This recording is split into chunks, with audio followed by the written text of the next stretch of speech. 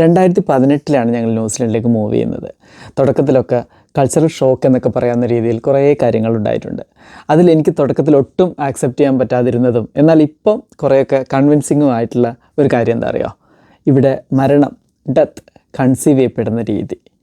ഒരു റെസ്റ്റ് ഹോമിലാണ് എൻ്റെ ആദ്യത്തെ ജോലി. റെസ്റ്റ് ഹോം എന്ന് പറയുമ്പോൾ നമ്മുടെ നാട്ടിലെ ഓൾഡ് ഏജ് ഹോം, അവിടെ ഒരു ഡെത്ത് എന്നൊക്കെ പറയുന്നത് ഒരു നോർമൽ സംഭവമാണ്.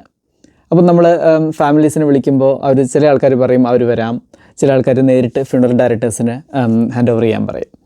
വരുന്ന ഫാമിലീസ് അവർ കുറച്ച് സമയത്ത് ഒരു സങ്കടത്തിനൊക്കെ ശേഷം അവർ പിന്നെ അവരെല്ലാവരും ചുറ്റും കൂടിയിരുന്ന് ചെറിയൊരു രീതിയിലുള്ളൊരു ഒരു സെലിബ്രേഷനാണ്.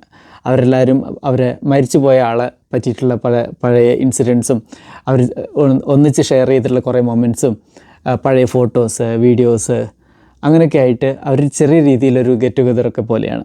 അവരതിൻ്റെ ചുറ്റും ഇരുന്ന്, അതായത് മരിച്ച ആൾ ബോഡി ഇങ്ങനെ കിടക്കുന്നുണ്ടാവും, പക്ഷേ അതിൻ്റെ ചുറ്റും ഇരുന്നിട്ട് അവർ ഭക്ഷണവും വെള്ളമൊക്കെ ഇങ്ങനെ കഴിക്കും. നമ്മൾ സങ്കടത്തോടെ റൂമിലേക്ക് ചെന്നാലും അവർ നമ്മളെ ഹഗ് ചെയ്തിട്ട് അവർ കുറേ തമാശകളൊക്കെ പറയും.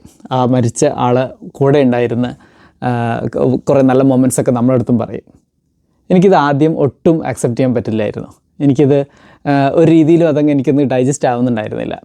അപ്പോൾ ഞാൻ നമ്മളെ ന്യൂസിലാൻഡിൽ തന്നെയുള്ള ഒരു ഫ്രണ്ടിൻ്റെ അടുത്ത് ഈ കാര്യം ഇങ്ങനെ സംസാരിച്ചു. നമ്മുടെ നാട്ടിലൊരു ഡെത്ത് നടന്നാൽ എങ്ങനെയൊക്കെയാണ് അവിടെ, എന്തൊക്കെയാണ് അവിടെ ചെയ്യാറ്, അങ്ങനെ അപ്പോൾ ഇവിടെ ഞാൻ കണ്ട കാര്യങ്ങൾ അങ്ങനെയൊക്കെ സംസാരിച്ചിട്ടുണ്ടായിരുന്നു. അവർ പറഞ്ഞ കാര്യം ഇങ്ങനെയായിരുന്നു: നിങ്ങൾ ക്ലോസ് ടു ഹാർട്ട് ആയിട്ടുള്ള ഒരാളാണ് മരിച്ചതെങ്കിൽ ജീവിച്ചിരുന്നപ്പോൾ നിങ്ങളെ സങ്കടത്തോടെ കാണാൻ അവർക്ക് ഒട്ടും ആഗ്രഹം ഉണ്ടായിട്ടുണ്ടാവില്ല. അവർ മരിച്ചപ്പോഴും അതുപോലെ തന്നെ നിങ്ങളെ കരഞ്ഞുകൊണ്ട് കാണാൻ അവർക്ക് ആഗ്രഹമില്ല. ഇപ്പോൾ ചെയ്യേണ്ടത് അവരെ സന്തോഷത്തോടെ യാത്രയാക്കുക എന്നതാണ്. മരണമുണ്ടാക്കുന്ന ശൂന്യത ഒരിക്കലും അവസാനിക്കുന്നില്ല.